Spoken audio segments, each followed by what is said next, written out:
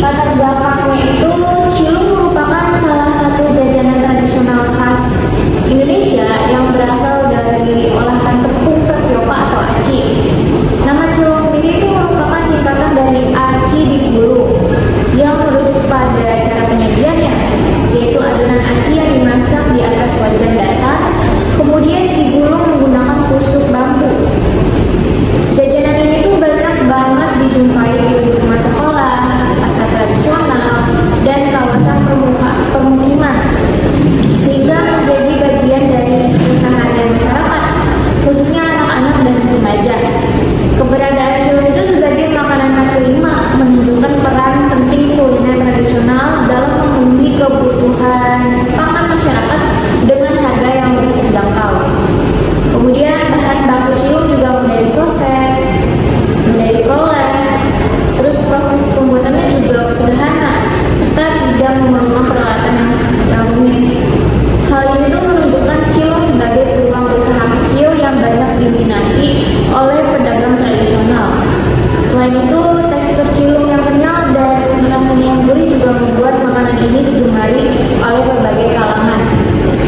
Seiring dengan perkembangan zaman dan perubahan selera konsumen, cilok itu mengalami berbagai inovasi, baik dari segi rasa maupun penyajiannya. Jika sebelumnya itu cilok hanya disajikan dengan menu sederhana seperti kecap dan sambal, nah kini tuh banyak variasi tambahan seperti cabai, keju, sosis, telur, hingga saus modern. Inovasi tersebut bertujuan untuk meningkatkan daya tarik cilok agar tetap mampu bersaing dengan jajanan modern dan makanan cepat saji yang semakin menjamur. Di sisi lain juga cilok memiliki nilai budaya karena mencerminkan kreativitas masyarakat dalam mengolah bahan pangan lokal menjadi makanan yang bernilai ekonomis. Keberlanjutan jajanan tradisional seperti cilok perlu mendapat perhatian agar tidak tergeser oleh budaya asing. Melalui pengembangan rasa, kemasan yang lebih menarik serta penerapan standar kebersihan, cilok dapat terus eksis dan bahkan memiliki peluang untuk dikembangkan menjadi produk kuliner yang lebih luas. Selanjutnya ada tujuan kajian. Jadi usaha mikro kecil dan menengah atau UMKM ini memiliki peran penting dalam pertumbuhan perekonomian nasional, khususnya dalam menciptakan lapangan kerja dan meningkatkan kesejahteraan masyarakat. Namun di tengah persaingan bisnis yang semakin ketat dan perubahan perilaku konsumen yang dinamis, UMKM itu dituntut untuk mampu beradaptasi serta mengelola usahanya secara lebih efektif dan efisien. Salah satu aspek penting yang perlu dikaji adalah bagaimana UMKM itu mengelola hubungan dengan pelanggan, strategi pemasaran, serta pengelolaan operasional bisnis agar dapat mempertahankan loyalitas konsumen dan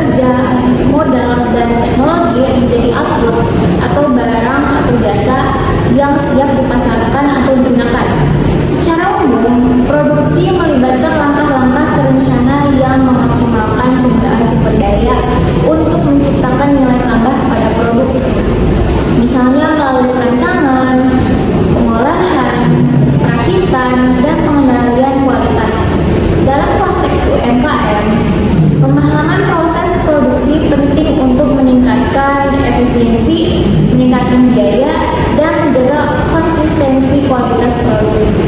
Kemudian yang ketiga adalah hubungan manajemen operasi dengan proses produksi.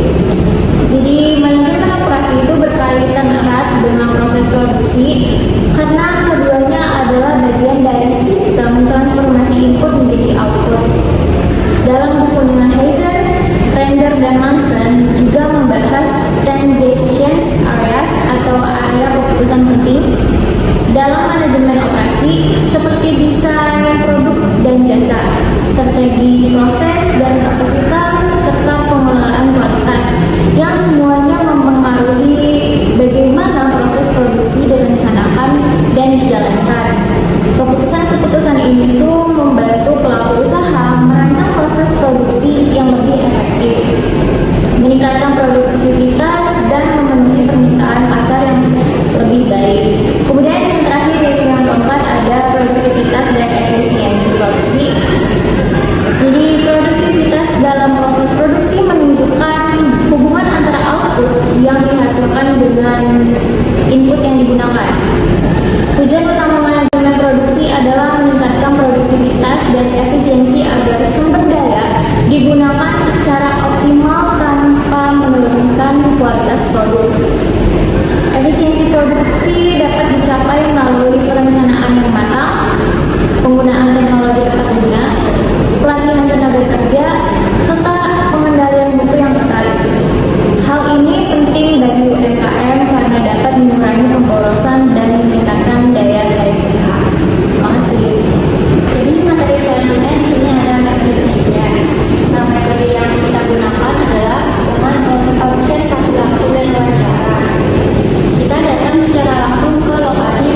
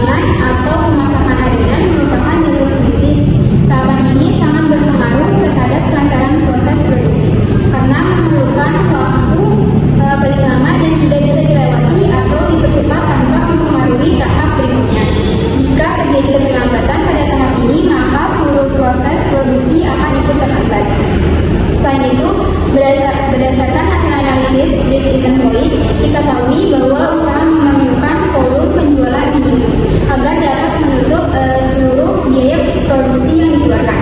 Analisis ini penting karena menunjukkan batas aman usaha yang kondisi di mana UMKM tidak mengalami kerugian maupun keuntungan. Secara keseluruhan, proses produksi cilung pada UMKM PT Makaupar Group masih memiliki potensi untuk dikembangkan. Pengembangan tersebut dapat dilakukan melalui peningkatan efisiensi waktu produksi, perbaikan kualitas produk, serta optimalisasi proses kerja, sehingga diharapkan dapat meningkatkan daya saing dan keberlanjutan usaha pada depannya. Sekian presentasi dari kelompok kami. Lebih dan kurangnya mohon maaf. Assalamualaikum warahmatullahi wabarakatuh.